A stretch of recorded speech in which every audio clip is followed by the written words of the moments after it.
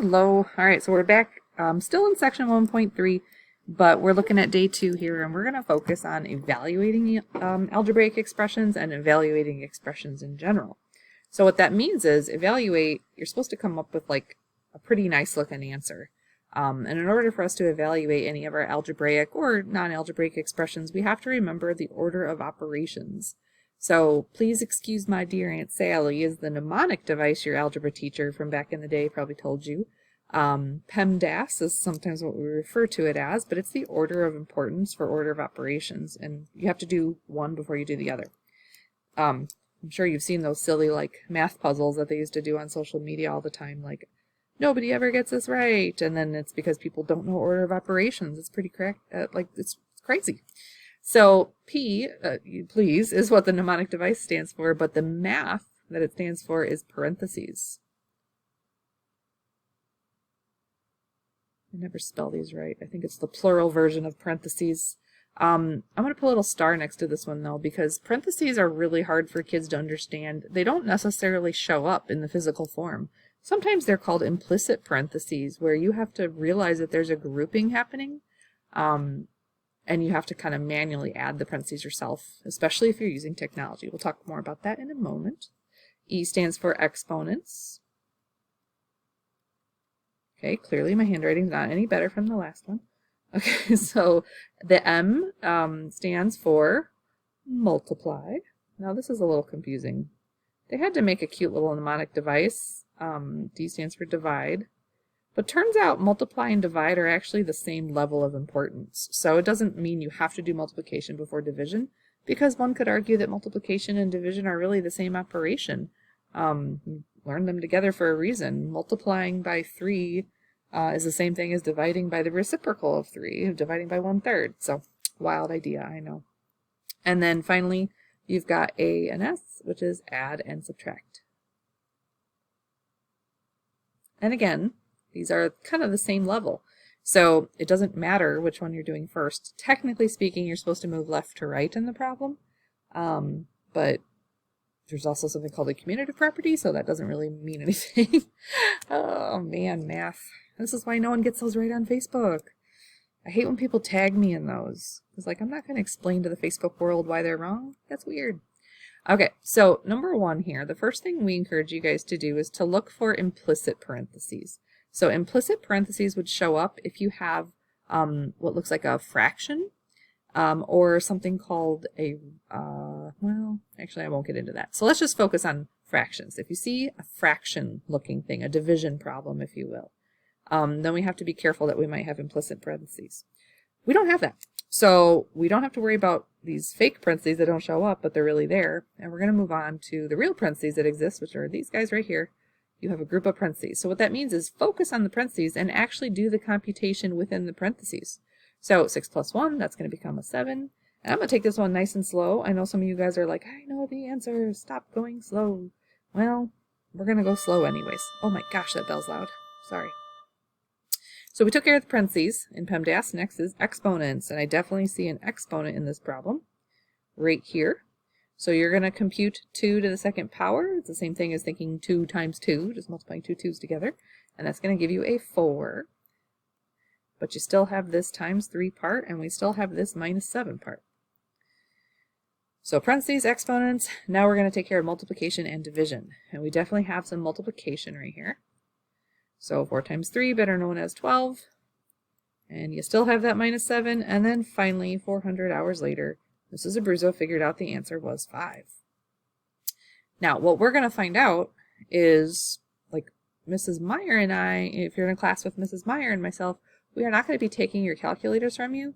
So for some of us, we mess these up pretty easily. So we're going to give it a valiant effort of not using the calculator. And then maybe before I turn in my test, I'm going to go ahead and check it on the calculator. You literally could type exactly what you see here on your calculator.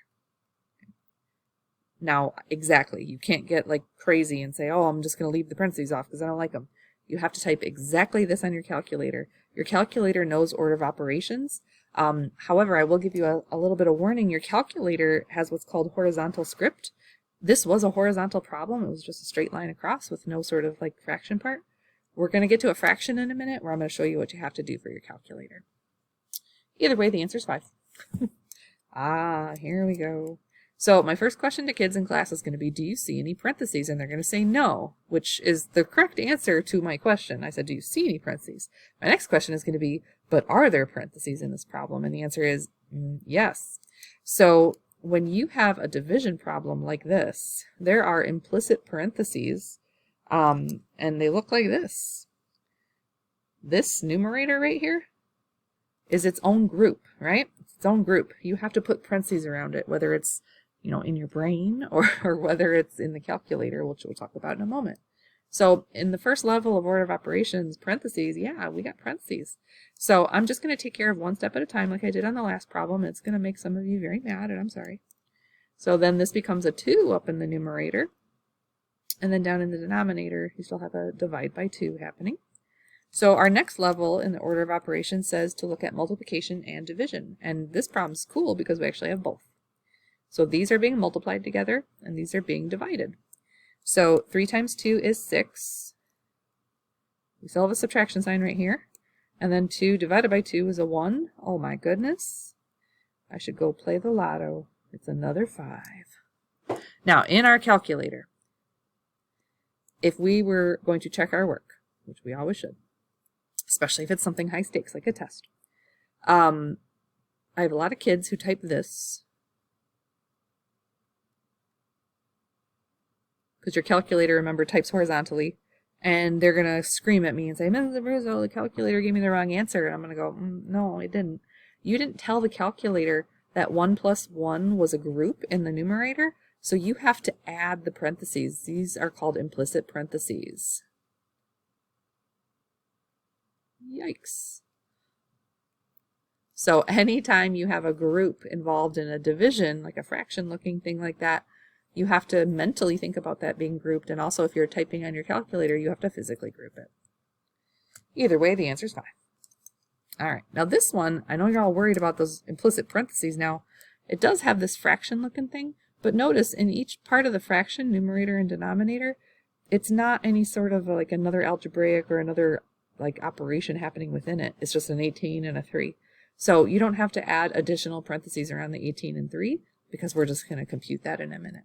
But I'm jumping ahead a little bit. So, where am I starting? What color here? Blue, maybe? Parentheses. Definitely have some parentheses right here. And not only do we have parentheses, inside of the parentheses, we have a whole nother set of math to look at where we have to follow the order of operations. So in the parentheses, I don't see any more parentheses, and there aren't any implicit parentheses, so I'm going to move on to multiplication and division. And looky there, you definitely have a division problem right there. So this 2 out in front stays there for a moment. We got these parentheses right here. The 18 divided by 3 is being simplified to a 6. And then you still have a subtract 3, and you still have a plus 5. Now, we have yet to take care of these parentheses. Good news, though, inside the parentheses, you just have a bunch of addition and subtraction. That's all the same level in math, so just go ahead and crank that in your calculator or in your brain. I don't care right now. 6 minus 3, that's 3. And then 3 plus 5 would be an 8. So that parenthesis simplifies all the way down to an 8. But what you still have here is this 2 times 8. Now you can either put the multiplication dot like this, or you could put parentheses around the 8 still. Since there's no work to do in the parentheses, that just means we have to simply multiply the 2 times 8, and that's how we're going to get the answer of 16. Now, if I wanted to type that on the calculator, remember, calculator's horizontal, so it's going to say 2, and then I'm going to open a parenthesis because it was in the problem. 18 divide 3, that's actually okay. Then subtract 3 and a plus 5. However, I have a word of warning to you. Make sure that this symbol right here, you're using a subtraction key, not the negative key. There's 2 different keys on your keypad, and we're going to make a big deal about that in your class. Uh-oh, this one's going to trick some people, right? I'm going to say, do you see parentheses? And of course, everyone's going to be like, yes, of course, Mrs. Abruzzo, there's parentheses right here.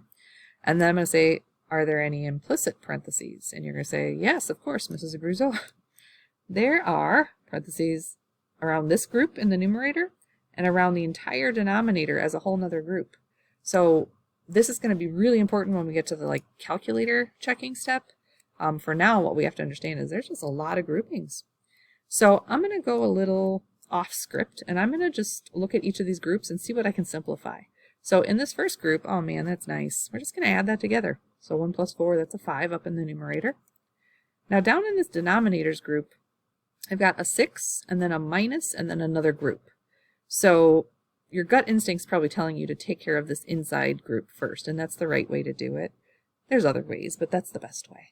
So 3 minus 2, better known as 1. So what you really have down here in the denominator is 6 minus 1. Still in these implied parentheses, though. So 6 minus 1, of course, is 5. Some of you are already screaming the answer. You had it 400 years ago. The answer is 1. You're all very smart. Thank you.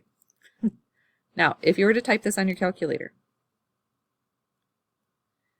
oh, lots of people would get this one wrong, I'm telling you. So they would type, the kid who's not going to get it right is going to type 1 plus 4, and then divide, and then 6 minus, now they already gave you these parentheses, so they would have typed those. And then they would be screaming at me, Mrs. Abruzzo, my calculator is giving me the wrong answer. And I'm going to go, oh, it's not them, it's you. You did not show the implicit parentheses around the numerator and around the denominator. So that's what you would have to type in the calculator, not just what you think you were supposed to type that just showed up in the problem. When you transfer it to a horizontal problem, you're going to have to add parentheses around any sort of groups from the numerator and the denominator. Okay. Whew. Either way, you're going to get a 1. A measly 1. All right, so now we have algebraic expressions. And in these algebraic expressions, they have some unknown variables. Well, they have variables, which are unknown values. But then, like a second later, they're going to tell you what to do with those variables. They're going to give you representation for those variables. So what we need to do is, fancy term, substitute. Back in the day, you might have called this plugging in. It's the same idea. So what we're going to do is anytime you take a variable out and you put something in, you're going to use parentheses in that, and we're going to create what's called the skeleton. Now this first one is pretty lame, I'm going to be honest, but this is what it looks like to create the skeleton of this problem. So I took out the x and I took out the y, and every time I take out a variable, I leave parentheses. So it tells me right here, x equals 3, so where there used to be an x, I'm going to replace it or substitute in a 3. And then it says, and y equals 3. Well, that's cute. So this used to be a y. I'm replacing it or substituting in with a 3.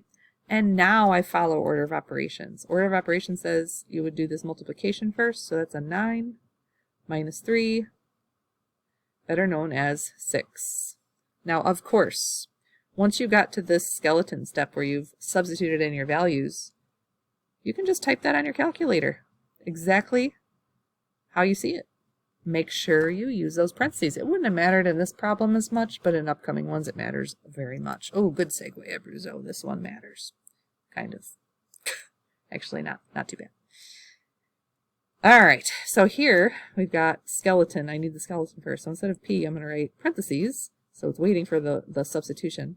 And then instead of n squared, I'm going to write parentheses and make sure this squared is outside of the parentheses. Again, it matters a lot in some problems, and sometimes you'll luck out if you forget those parentheses, but better safe than sorry, right? So in place of P, we're putting a -1, so that goes right here. And then in place of n, we're going to use a 3. So again, you could just type this on the calculator. -1 is just going to be -1 plus 3 squared. That's just like taking 3 times 3, if you don't remember what that means. Otherwise, that's a 9. And then when you simplify this further, you do get an 8. So again, you could just type this on the calculator. And your calculator knows order of operations and is going to get it right as long as you type it right. Oh no. All right, it's time to look at our skeleton. Z's, X's, and Y's. So I'm going to take the Z out. I'm going to leave empty parentheses in place of Z. Turns out I don't really need those, but that's okay. Too many parentheses is not a problem. Not enough parentheses is the problem. So here, there already were parentheses around this y minus x business, but just to be consistent, I'm going to open up my skeleton and leave little spaces for both those x, y, and x. Now, I have way too many parentheses for what's really needed, but that's okay. All right, it says x equals 6. It says y equals 4. And it says z equals 2. So this was a z, remember? A z. So put a 2. Oh, that's cute. My 2 sometimes looks like z's. And then this next empty skeleton piece is supposed to be a y, which is a 4. Minus x, which is a 6. Okay, so it turns out I got way too many parentheses. I'm going to clean this up. And I really don't need these parentheses here. And the reason I know I don't need them is because there's no exponents outside of this. So I'm not going to have to worry about that grouping. And I don't need these parentheses around the 2. So what I really have here is a 2. And then I do want to keep the parentheses, though, that they originally had in the problem. Now this is where we have to be good math students. And we have to realize that there are implicit parentheses in this problem. There are parentheses around this giant numerator. You need to calculate that numerator before you try to divide by 4. And if you're typing on the calculator, this is what you would type on the calculator.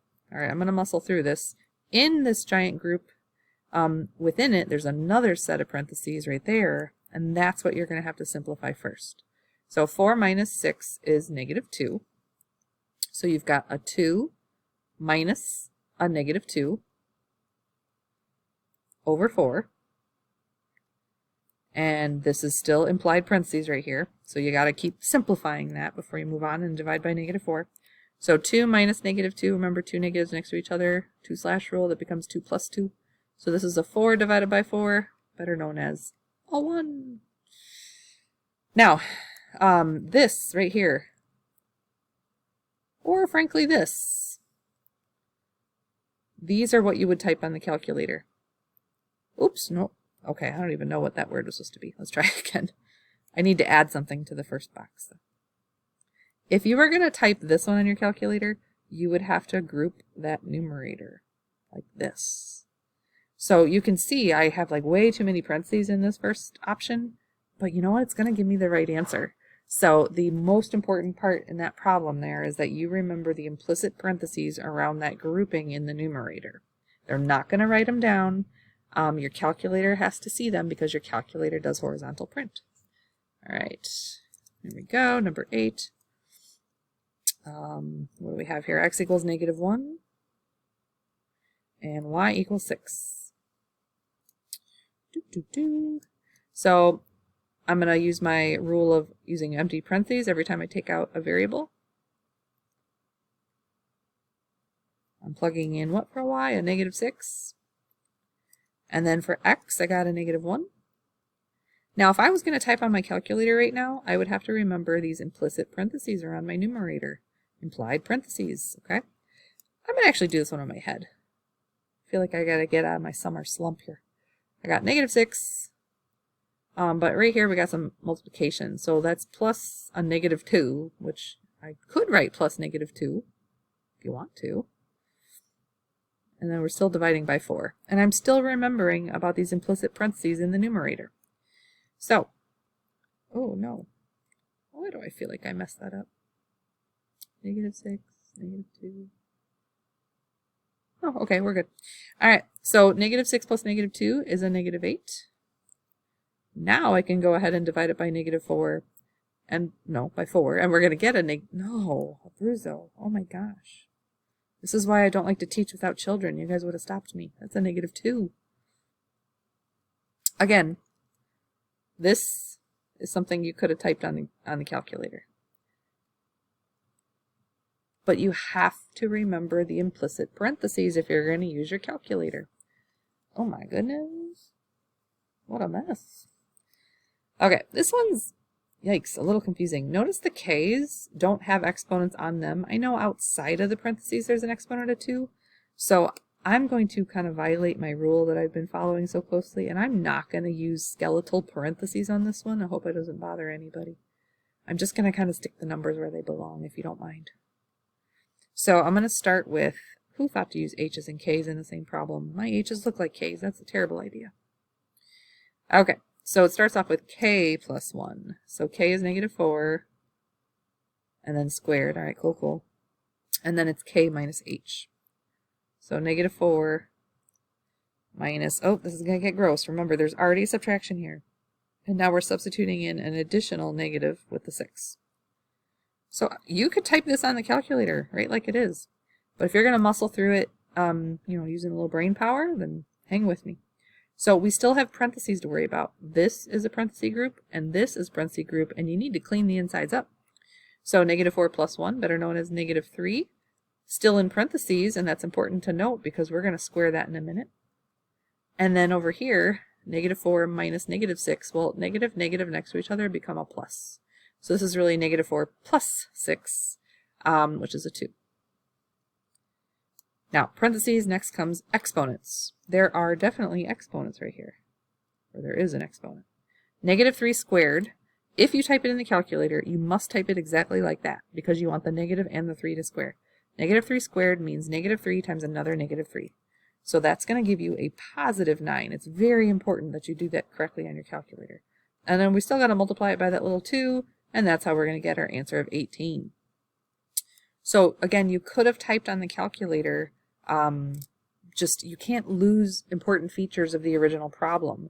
So knowing that there were already parentheses, there was already a squared on that first parenthesis set, that was very important to keep it exactly that way. If you still put those other parentheses around the K's and the H's, you still would have got it right. So that's the good news. Oh, this is a hot mess. All right. Okay, what do we have here? Y is -3, and Z is 6. All right, here goes. Z, better known as 6, minus. Now this is where I'm going to confuse everybody. Now I am going to use parentheses when I take out the Y and replace it with that -3. And the reason I'm going to use parentheses is because right after the Y came an exponent. This is where you have to use those skeletal parentheses. You have to insert it around. So my advice to you is if you're substituting in values for variables and you notice your variable has an exponent, be safe and use parentheses. The truth of the matter is it has to have a certain type of exponent for it to matter. But right now, just use exponents. Use parentheses with exponents. Now the problem already had parentheses around y plus 5, which we're supposed to substitute in a -3 plus 5. The reason I didn't use parentheses around this -3 is because there was no exponent attached to it. All right, order of operations says first, parentheses. Now, I know you're looking here as parentheses, but there's nothing to do inside the parentheses, so leave that alone. This is what I want you to take care of first. So you've still got a 6, you've still got a subtraction, you've still got a -3 squared. But now -3 plus 5, that is a dose. All right, next order of operations says to take care of, ooh, why is that black? You can't see what's happening. Okay, green, that makes it worse. -3 squared, we had that earlier. -3 times -3 is a positive 9. Now this is where a lot of kids are going to get it wrong, because they think these two negatives cancel each other to a positive. The fact that we squared this negative is what made this a positive. But this subtraction is still here. And this times 2 part is still here. So now 6 minus 9 times 2, order of operations says y'all got to do the multiplication first. That is an 18. And the 6 and the minus are coming on down. Finally, you get a -12. Now, word to the wise. This would have been a good candidate for typing on your calculator, especially if it's a test or something high stakes. I cannot tell you how many kids mess that problem up. It's the squaring the negative with an additional negative in the problem. Very few kids have the patience to do order of operations correctly, and this is the kind of problem that they throw on those stupid like Facebook and no one can solve this problems. All right, so that is the end of the notes. I wish you all good luck on 1.3 day 2. We have another section for 1.3, believe it or not, but it has to do with algebraic word problems, and I think you'll enjoy that lesson as well. Or not, I don't know, it's math. You never know. All right, bye everybody.